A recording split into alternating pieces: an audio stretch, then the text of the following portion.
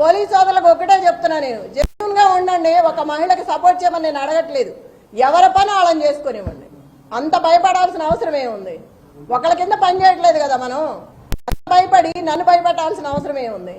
ఏ division లో ఏ బూతులకి వెళ్ళినా ఇదే గొడవ. ఇప్పుడు కూడా బిర్యానీలో డబ్బులు పెట్టిస్తున్నారు.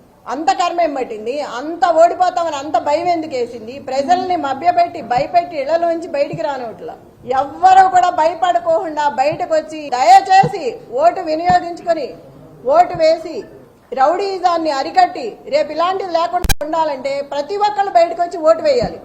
ఇట్లాగే ఉంటే మళ్ళీ రేపు ఈ గోండా రాజ్యమే ఉంటది. మీరు కనుక పార్టీని గెలిపించుకుంటే రేపు మీకు అండగా ఉంటది. ఇప్పుడు ఏం జరిగినా నేను చూసుకుంటాను ప్రజలందరినీ.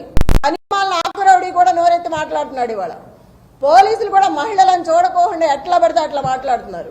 ఆ 150 మందిలో ఉన్నాడు. రేపు చూస్తాను ఈ సంగతి అంటున్నాడు. నన్నే బెదిరిస్తున్నాడు, రేపు చూస్తాను ఈ సంగతి ఏందో అని.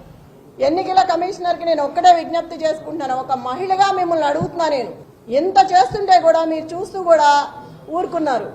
ఒక మహిళని ఇట్లా చేస్తుంటే మీకు ఇప్పటికే తెలిసి ఉంటాయి అన్ని. మీరు బయటకు వచ్చి జరిగేదేదో చూసి ఏది కరెక్ట్గా ఉందో వాళ్ళకి చెప్పి అట్లా చేయించండి.